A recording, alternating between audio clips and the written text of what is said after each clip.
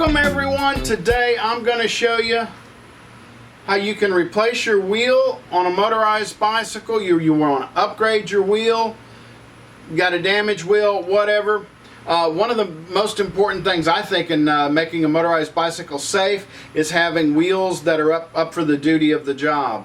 Quite often a lot of the bicycle wheels have an alloy, aluminum alloy rim that is somewhat thin. It's not as beefy as a heavier duty one. Check the link down below. I'll show you where you can get some heavy duty wheels for your bike at a good price. Quite often the spokes are rather small. This one here that I'm going to be using has some very thick spokes on it, much thicker than your average bicycle spoke. Very heavy duty rim on it, steel rim.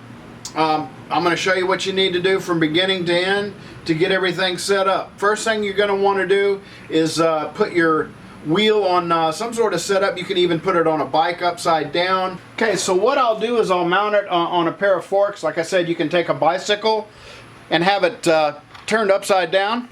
Okay, so the first thing I'll do is just give it a nice little spin. I'll put my finger up next to it, and I can see that the wheel is fairly true. So since I know that it's not like really out of whack, I'll put my screwdriver close to it. That's about maybe a 1/16 of an inch, and spin it all the way around. So it's true within a 1/16 of an inch, so we're pretty good. Bottom line,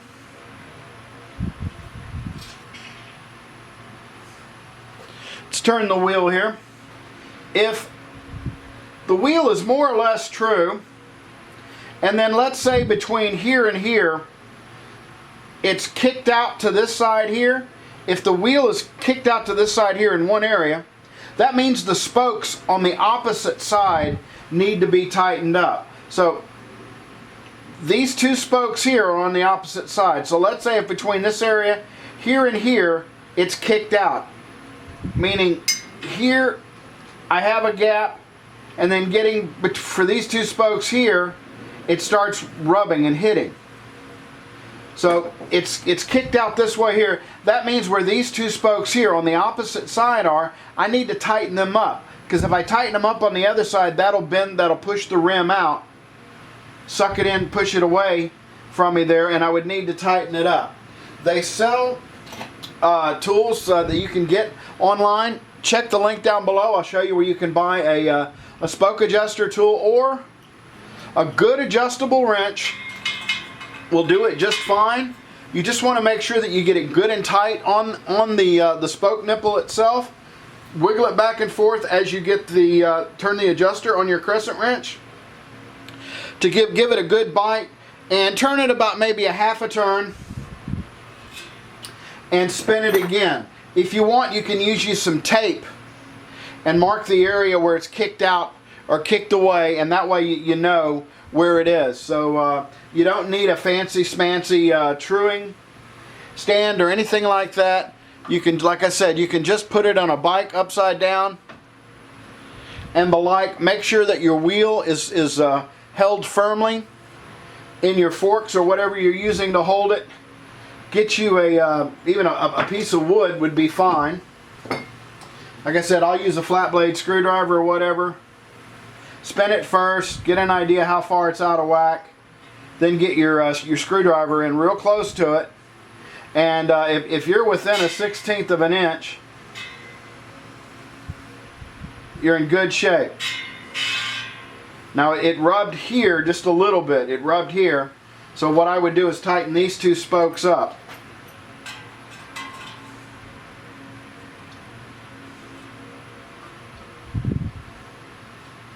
I'm giving it about a quarter of a turn.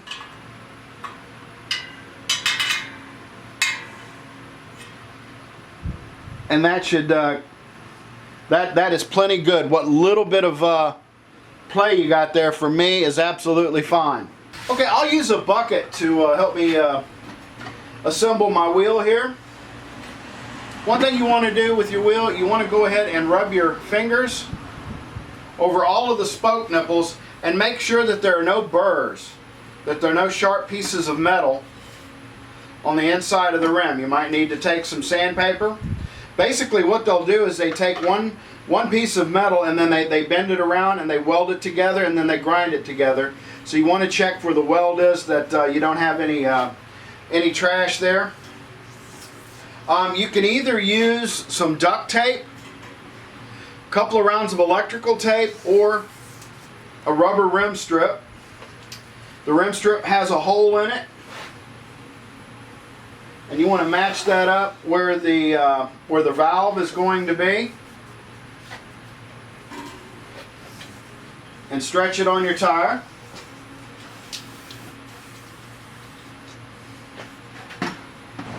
Then I want to go through and make sure that my rim strip covers up all the nipples on the spokes.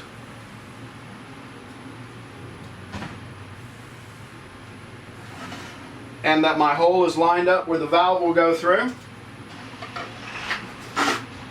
Now I'm using the Slime super thick self-sealing tubes. Check the link down below. I'll show you where you can get them. One other thing I recommend you get is a tire that has a Kevlar bead in it. That's going to save you from flats as well. And I've got 3 of my tire tools here.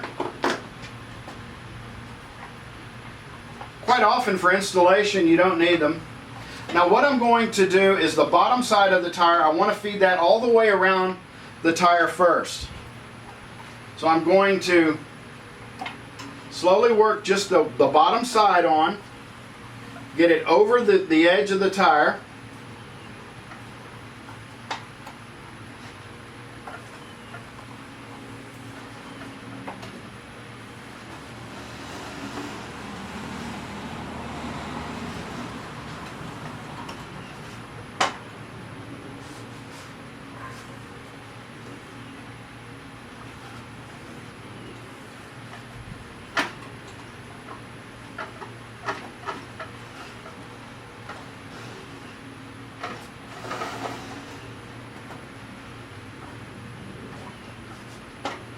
Okay, I've got that all the way around.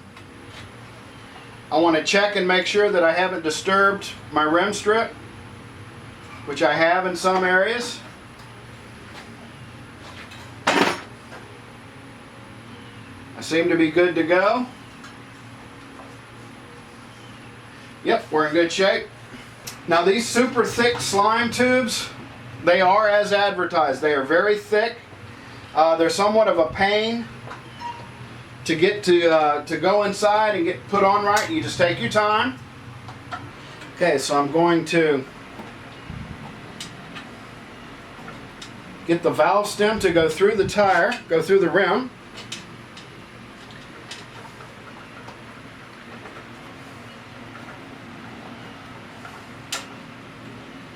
In order to do that, I've got to get about maybe at least almost a third to a half of the tube inside of the tire.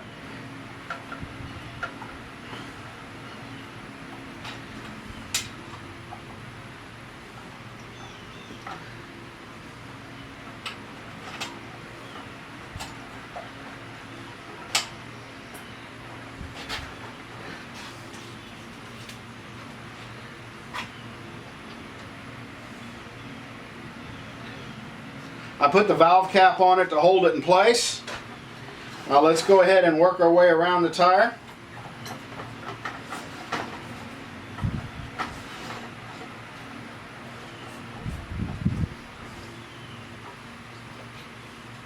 I want to make sure that I have the tube pushed down and have it inside, in between the width of the rim all the way around. That way when I push my tire over, it won't pinch on it. And what I'm going to do here is I'm just pushing one side over. I'm going to hold it and I'm going to slowly work my way around the tire while continuing to hold the area that I started. Okay, now here I've got a little bit of the inner tube sticking in. I want to be sure and push it in.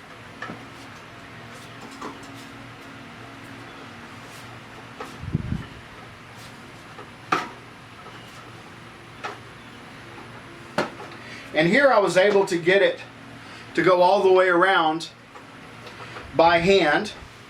So now what we want to do is we want to inflate the tire. Now I've got the valve here. I want to pull it out somewhat, because number one, I got to pull it out so it doesn't go back in. You really need about 3 or 4 hands in order to do this. I've got my air pump ready.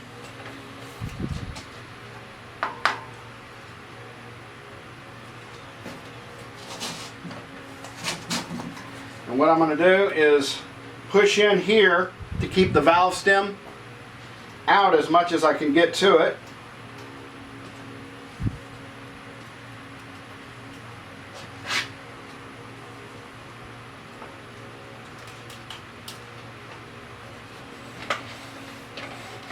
And slowly inflate the tire. You want to go through the entire tire and make sure that you have it properly seated. Watch it, slowly inflate it. And if you have one area of the tire that looks like it wants to come out, take your time and be sure and push it back in. I've had a few tires explode on me. They'll start to bubble, to come loose here. Let's see if I have any. Okay, like this area here, I can see that it's out further. So what I want to do is push in on it.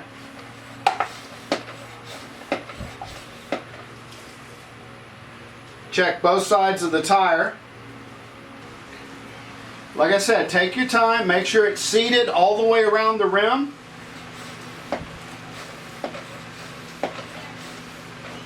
Typically what I'll do with a brand new tire, a brand new tube, I will only inflate it up to about 20 psi and then let it sit for a little while, put it on the bike, then go ahead and go back and get it up to 40. That way we're not having to do it all at once.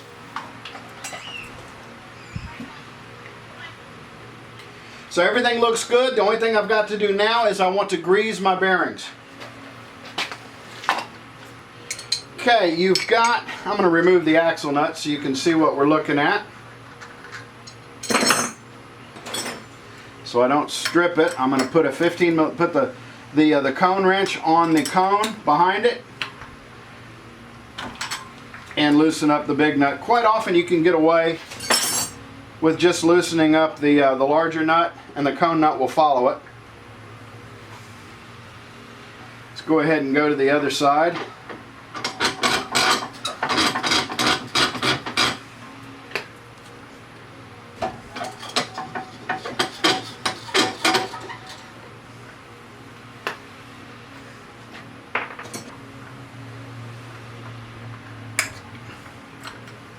There we go, we got it busted loose.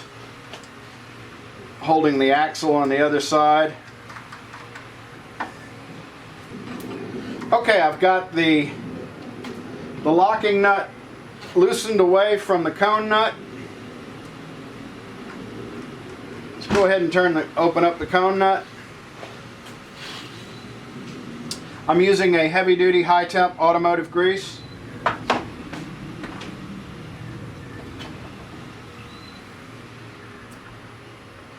We've got a fair amount of grease on there, but let's go ahead and pack it with more. You want to get a good amount of grease on the inside where the bearing is going to rub against.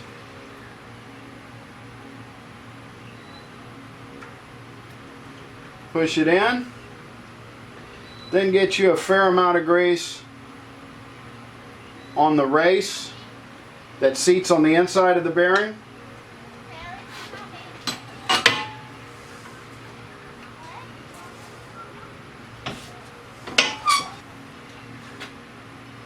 Pull my bearing out.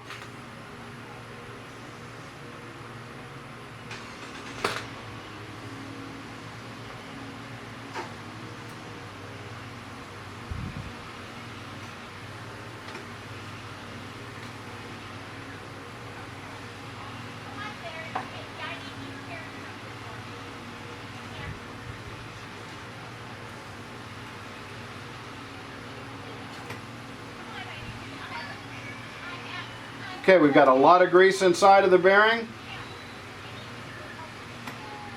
Put some grease on the race.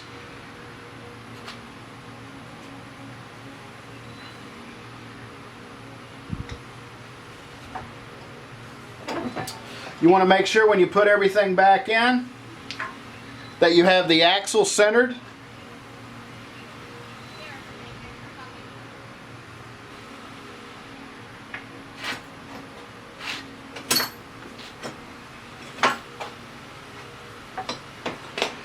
Okay, I've got 2 of the cone wrenches here. I'm going to put a cone wrench on the cone nut here and on the other side, and I get it just to where it's snug. I mean, I am not cranking on it hard at all. I mean, just with my fingers, and you can even get it too tight just with your fingers. You want to check to it that it spins easily. It's a little bit too tight there.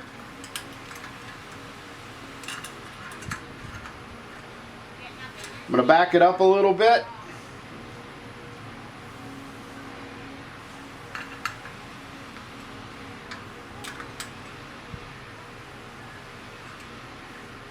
There we go. And I've just got it just to where I can feel it's just seated. It's turning with a little bit of resistance, and we're good to go there. I'm tightening up the locking nut on this side and the other side. I'm going to back up the cone nut and seat the locking nut against it. When I did that, I shifted the way things were on the other side, the relationship between the cone nut and the locking nut and the bearing on the other side. But I have this side here the way I want it. Let's go ahead and clean things up.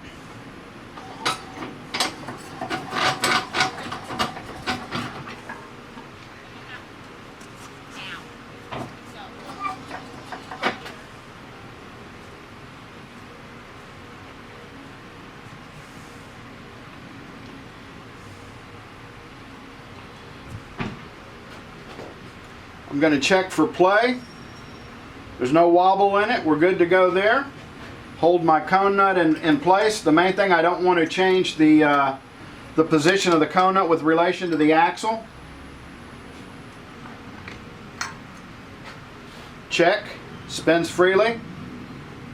It loosened up just a little bit.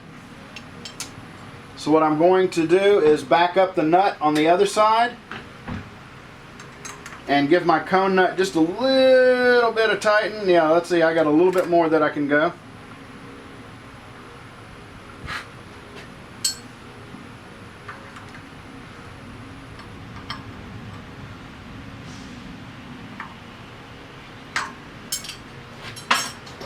Check. There's no wobble. We're good to go, mounted on the bike. Okay, like I said, now we're ready to go ahead and put the tire on the bike.